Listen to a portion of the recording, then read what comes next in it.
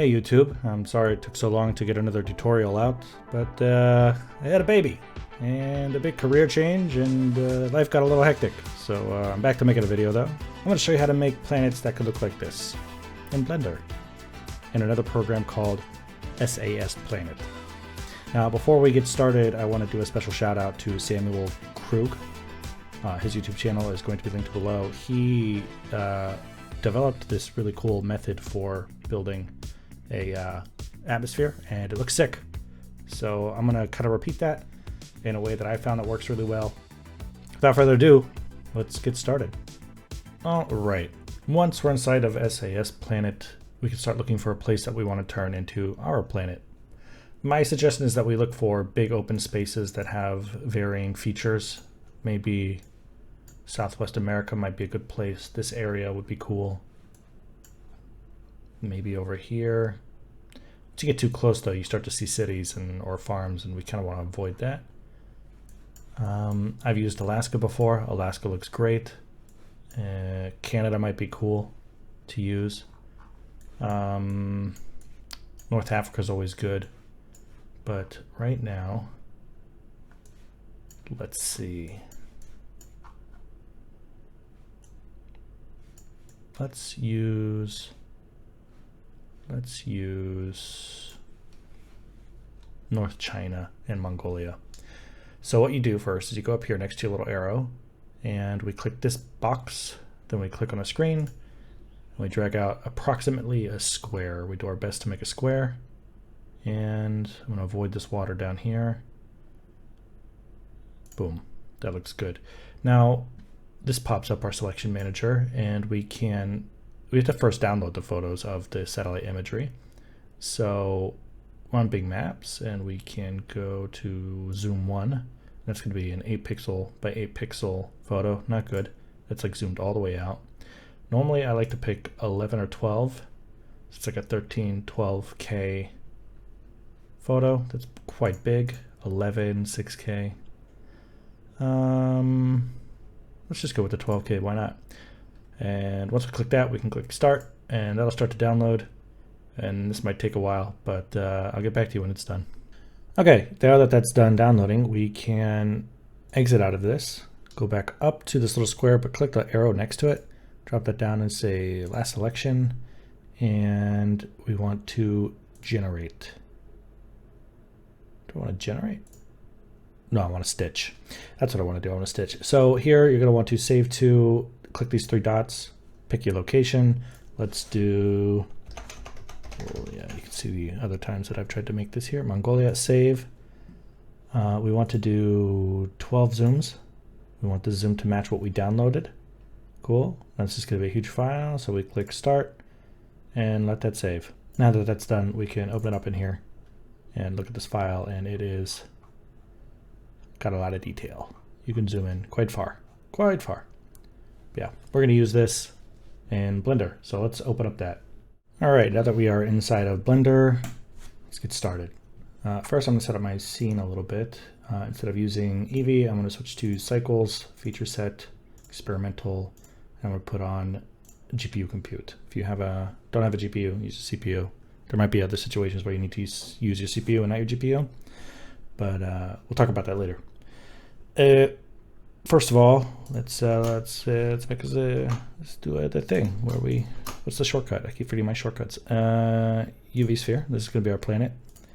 We want to make this, I think, segments. I'm going to go with 128. This is probably overkill. Don't really care. And 64 rings. It's going to give us a pretty smooth ball here. All right, shade this smooth. I'm going to rename this to planet, just so we're clear about what's going on. And then we're going to open up a shader editor. I don't need that in menu. I'm going to click new. We're going to call this material planet, and let's get started. Let's drag in our texture that we just made in S.A.S. Planet, plug the color into the color, and in order to see this, let's go to viewport shading. Cool. This looks goofy, but that's only because of mapping. What we could do, if you don't already have it set up, the node wrangler add-on, you can do that. I know everybody does this in their videos, but I'm going to show it here just in case. You go to preferences and you can do add-ons, look for node wrangler, make sure that this is checked, and that'll give you a whole bunch of shortcuts within the node space. So with that enabled, click your image, Control T will bring up a mapping and texture coordinate node. We want to click the generated, put that into the vector of the mapping, and on this, instead of flat, we want to use box. It's okay. Now you can see that we have these like sharp lines on our sphere. That's because it's projecting it, the image, and wrapping it kind of from the 6 cardinal directions, up, down, east, west, and front and back, east, west. But we don't want the straight line.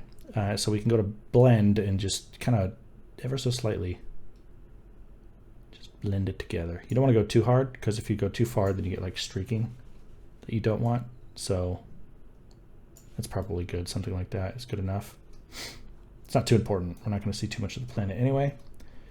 But what we could do, just add a little bit more detail on the planet, is come and add a color ramp, plug this in the color to the factor, and take the color of the color ramp and put it into the roughness.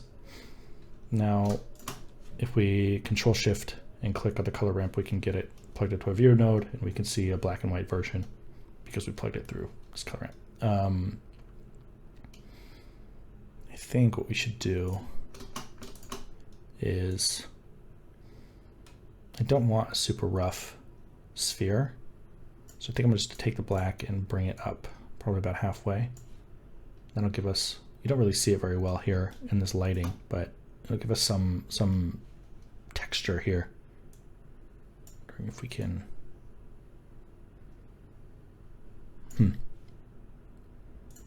also bring down this white. Nothing is perfectly rough, so maybe bring this down a little bit.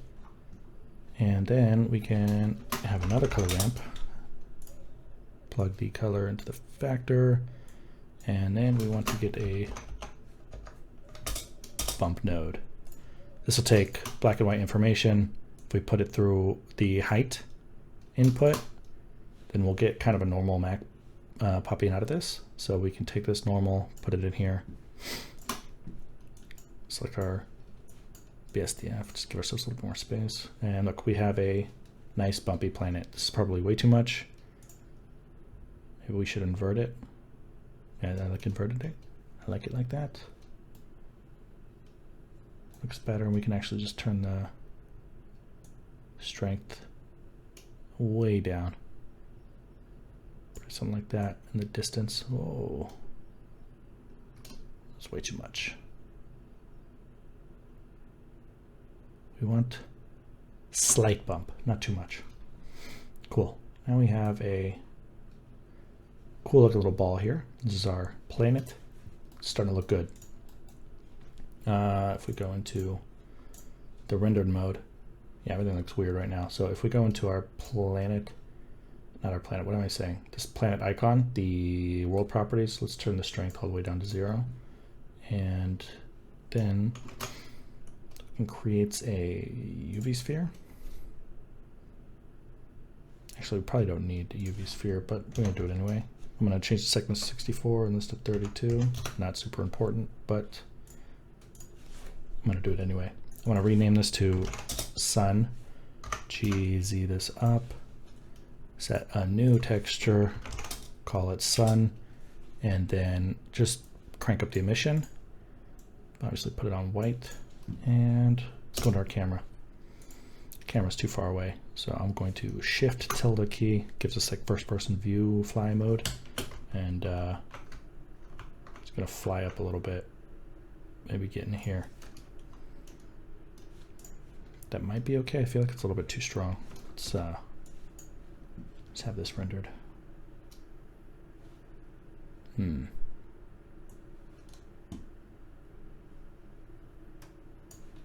Maybe we should go back to our planet and specular, turn that down. Very low. Yeah, something like that. Go back to our sun, maybe move it back a little bit. That's cool. Yeah, think we're gonna have to change the planet to specular and just bring it all like very, very low down. Cool. Or we can bring the roughness up.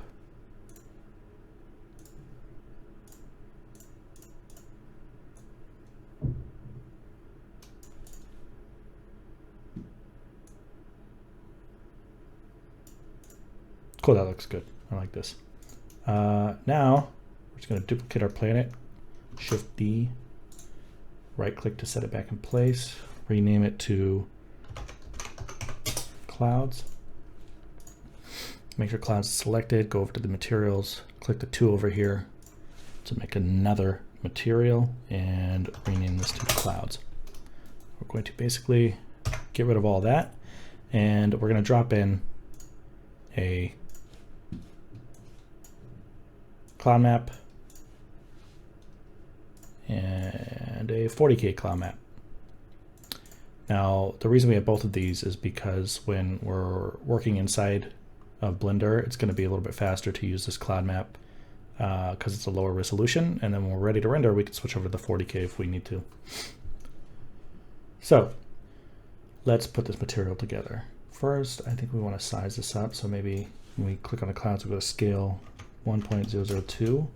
Yeah, that'll make it just big enough so we can see it. And we want to add a mapping node. And because this is an equirectangular map, I'm going to want to use sphere and click generated. And if we do that, look, we can see our map. And it's mapped perfectly. And there's no weird stretching, and this looks good. Now what we want to do is take this, basically take the color, plug it into alpha, and you can see our little planet with clouds. It's probably not enough cloud coverage, so what we can do is we can either like duplicate this whole setup and then mash them together, which might work. Actually, what I'm going to do is take a curves, put that in the alpha. I'm going to put the color here. No, I'm just going to leave the color alone. And bring up the alpha a little bit. You can see what we're doing here is we're just kind of making the whole thing brighter.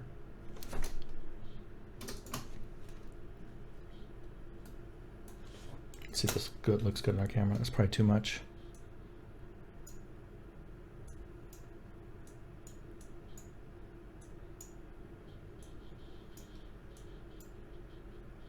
I think that looks all right. That looks good. So if we're good with that, if we take a bump node now, we can just put this into the height, click this. Now we have a height map for our, or I guess a normal map for our clouds. We can plug this into normal. That gives us a lot of detail in our clouds. But one thing we want to pay attention to is we have, like, see how black this is? It looks a little bit not good. So one thing we can do, if you notice, as we change like the distance, it's not changing very much as far as the black levels are concerned. So instead we can kind of like change the strength, and then I'll make it more gray. It just looks better that way, in my opinion. And distance, obviously we're going to want to turn down. And I'm looking at my other screen now. With what I had the settings before, I actually had this set up to, the distance was 0.08 and the strength was 0.028. So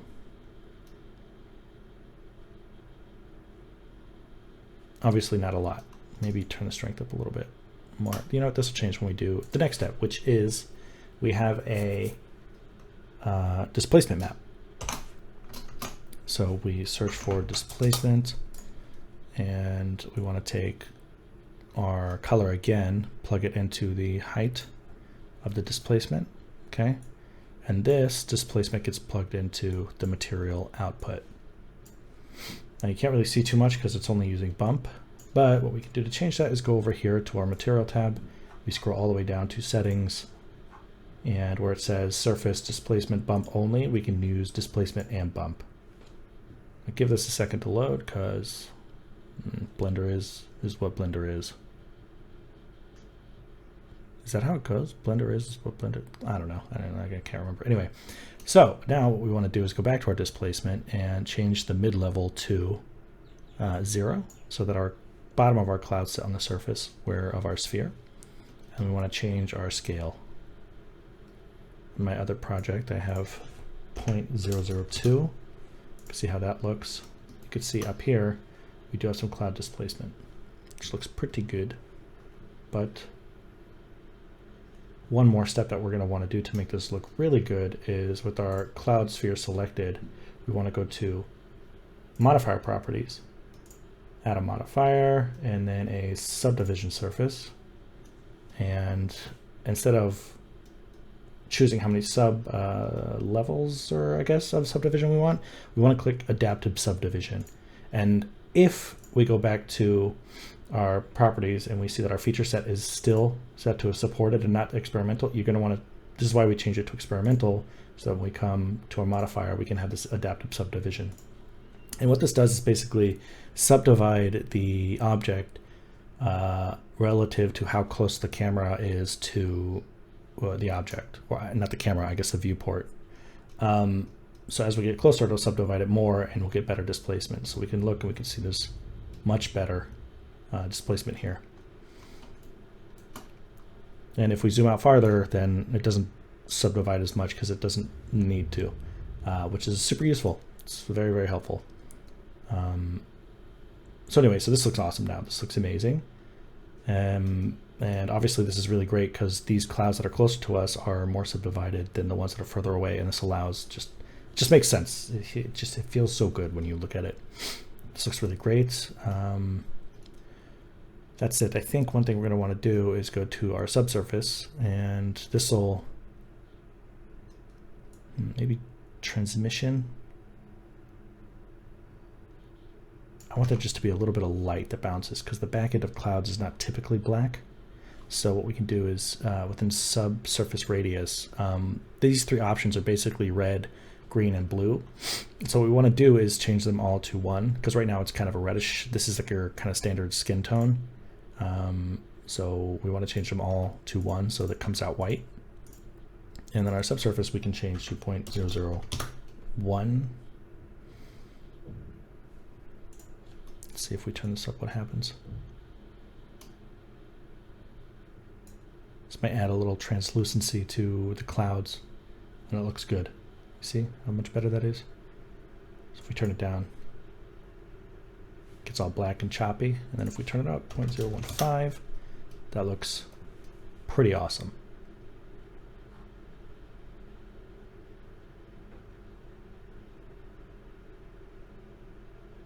Yeah, that looks dope. Okay.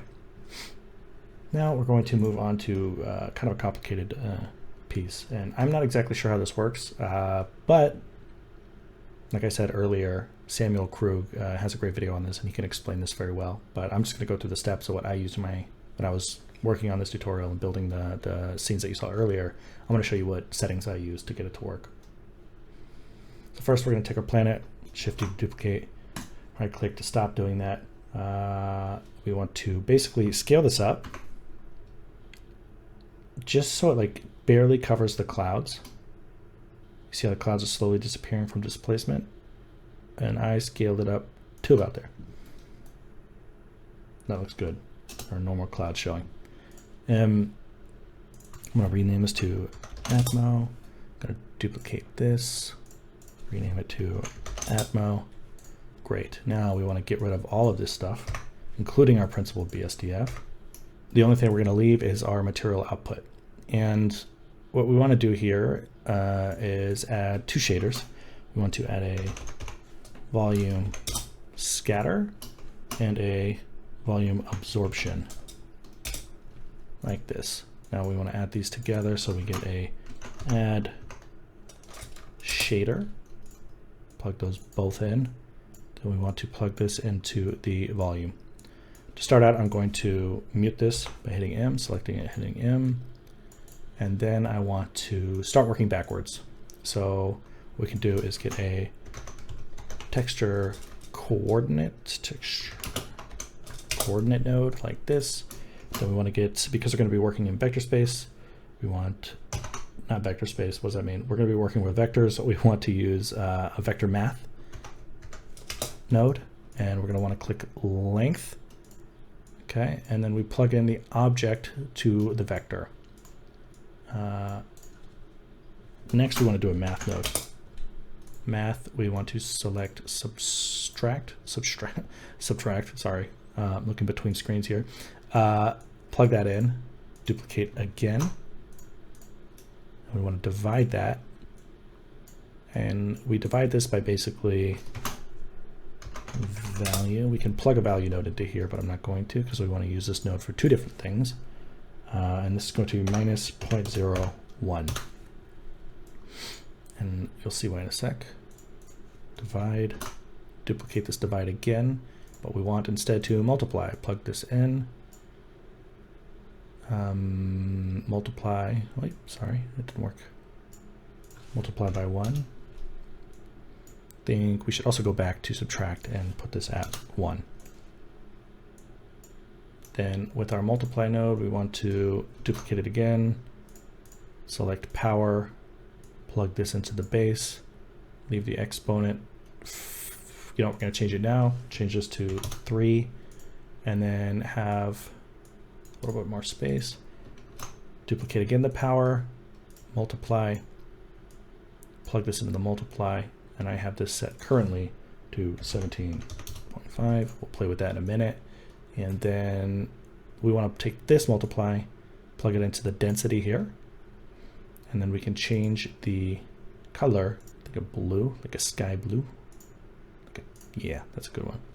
Here's a problem. We didn't scale it up. So take the ammo. We did, but not enough. Not enough. Let's scale this a little bit more. There you go. We can start seeing our, sorry, I was like trying to figure out this problem. I'm like, why is it not showing? So yeah, we just didn't scale it enough. So if we scale it up slowly, you can see that the atmosphere is coming through, and that looks goddamn amazing. Amazing. Okay. Now what we want to do is create another multiply node by adding a math node, change it to multiply, plug in the value here, plug in this value to density here, change this to 1. We're going to unmute this, and we're going to change this to like what the sunset should be. So if it's blue, it should be red. Yeah, what that does is like add here at the bottom. You can kind of see as the clouds get closer, like further away. See they're kind of white here. And when we turn it on, they get more orange.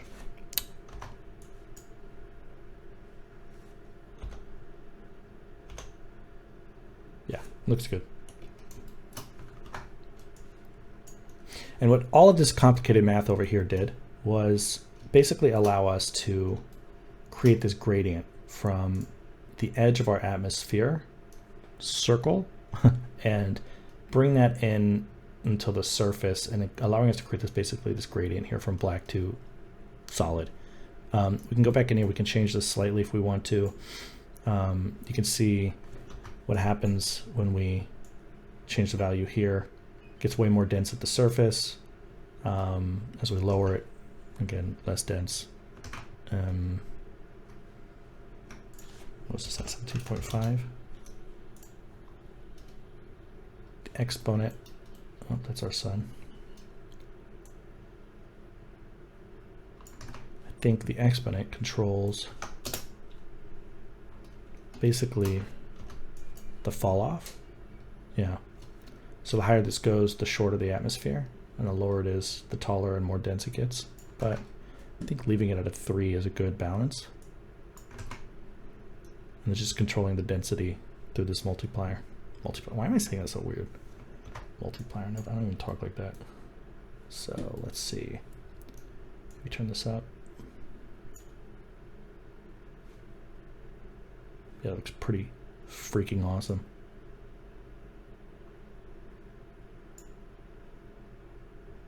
You can crank this way up.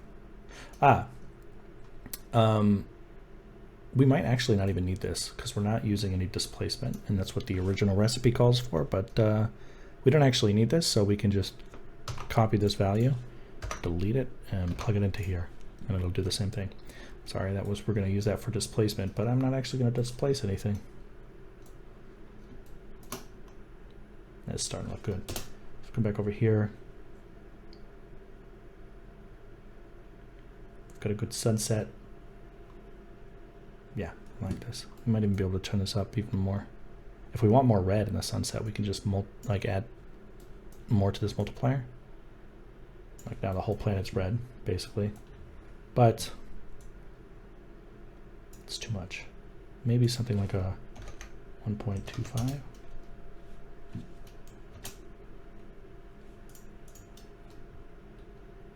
It's pretty good. I like the way that looks. Cool.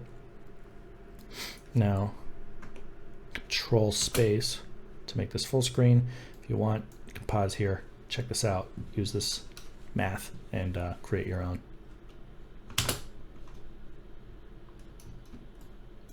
That's pretty much it for our planet. That looks pretty good. Now I want to create a background, and the background is fairly simple. To see the background, what we're going to do is deselect everything. Come over here to these two circles. What is this called? Show overlays. Apparently Shift Alt Z. Shift Alt Z. Oh yeah, you can. I learned a shortcut today. Well, I don't know what I did. Alt Z. Nope, I don't know what I'm doing. Okay, let's go back to shader view. And no overlays. Cool. That'll help us just kind of see what we're working on here. And now we go inside of our shader editor viewport. This grid thing. Go over to Object, World. What we want to do is, with the background, we want to add a foreign texture. Plug the, I guess the distance into the color. Turn this up to a 1. I want to do the color into the color. Nope, I want to do distance into the color. I did a 10, that's why it looked weird. Okay, so if we come out of our camera view, you can see there's all these like weird cell patterns everywhere. So what we can do is just isolate these little dark circles. We can isolate them after we turn them white, and they will be like little tiny stars. So what we can do is get a color ramp, plug that in, and we will reverse this so that we have little white circles. You can't see them yet, but they are there. We'll bring in the black, and as we do that, you can see these spheres start to appear and then get really small. That is too big for us, but if we take our Voronoi scale and we just crank this up like super high, I like to go like even to 1,000 for now, right? There's a ton of stars out there now. We can take this background, we can put it, maybe put the power to 1.5. It's gonna light up the backside of our planet a little bit. Maybe drag in the black a little so we get less stars.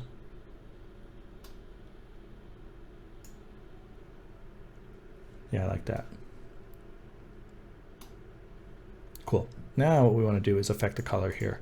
So we're going to create another color ramp, and we are going to plug in the distance to our factor, and we're going to want to go off of like a orange and blue color ramp.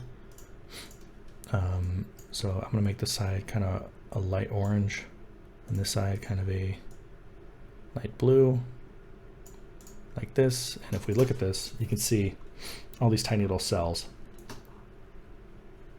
No, what we want to do is the color, sorry. And this will create all these tiny little cells that each one at the center of each of these is our tiny little dots, if we look. So then we can just basically use this to color these little spheres that we have. So the background is selected, we can just plug this color into the color, do this color into the strength, and that way we have these different colored stars now. We have like blues and oranges next to each other. That way just a little color variation, and it looks good. And we want a little size variation, so in order to do that, we can just select everything here, Control D, move it up. We're gonna have to mix these shaders, so we will do an add shader, bing, bang, and with this Voronoi texture, we can do our Control T, add a mapping node, and just rotate on the z-axis. That'll create a whole bunch of nether stars for us in different positions. And maybe we even want to scale this down so we get bigger stars here. Let's see. I've got a nice variation between big and small stars. Maybe even make this smaller. Yeah, somewhere around there is good. Or if we can add more. To be honest, it's probably way too many, but looks cool. Now, if we want to adjust the strength of the stars in the background, what we can do is come into this like white, this white color, and then change this from the value. We can change this to like a 2 if we want to, and I'll just make the white more white, but you can't really see it on screen, but it is effectively a stronger white. We can do the same thing up here. Make our stars a little bit brighter.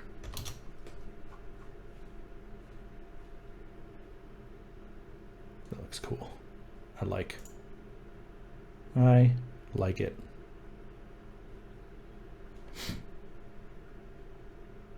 Maybe bring this down a little bit. I got overzealous. Yeah, bring this back down to a 1. Yeah, that's cool. I like this. I like this a lot.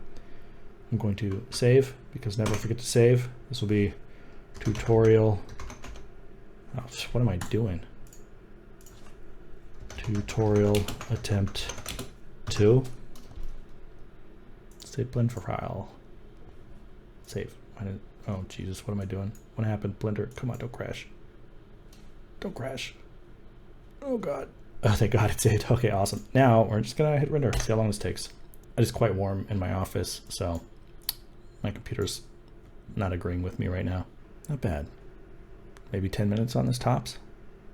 I'll get back to you when it's done. We can we'll go into compositing and fix up some last second things. All right, not bad. That only took like 4 minutes, and the denoising did a pretty good job. Doesn't look too bad.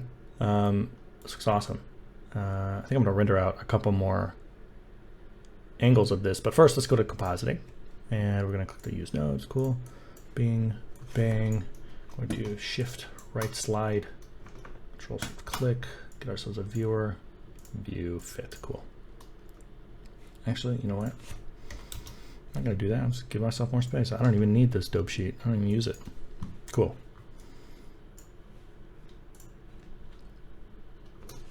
Let's add a glare node. Glare streaks. I'm gonna go to fog glow medium. I want a high quality fog. And about that no quality fog nonsense. Threshold, maybe turn this down a little bit. I don't like this kind of bumpy fog we're getting at the top.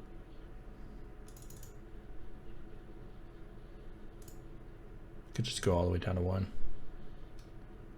Size. Bring the size down. That could be cool. Kind of like it smaller. That's what she said. Oh God, that's embarrassing. Okay, now size. Now what we could do is with this have a mix node. We can mix the image with the glare on the bottom, and we want to use a screen. Wow, that is way too much. Let's bring this down.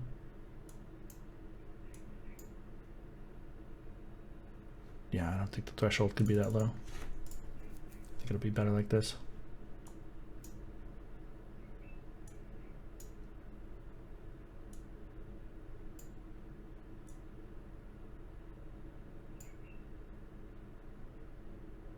It's okay. You know, I'm not going to do this. It's giving me problems I don't want to deal with right now. Fine, this. I want to take the threshold, take the size down. That's probably good. Now add a lens distortion. Cool. I'm going to click fit. Dispersion 0.015 is pretty good. And what this is going to do is add a lot. That's, yeah, that's probably way too much. So 0.01. Yeah, better. Not even 0.0. No, sorry, 0.005. Yeah, much better. It's gonna take a lot of our edges and just add this chromatic aberration around, like some lens effects here. Let's It's a lot easier to do here than in other software. All right, that's pretty much it. I hope you can ignore the dog in the background. I'm recording this outro later at night. I did end up rendering out a few different angles just to show off the work. As far as all the extra flair that was added in the previous videos, I actually added all that into DaVinci Resolve, but that is for a different tutorial. If you hated this, go ahead and unlike it, unsubscribe so you never have to see another video. I really appreciate it. And all my other links are down in the description at the link called A Map To. You can follow everything there, or at least find everything there, rather. Have a good night. I love you.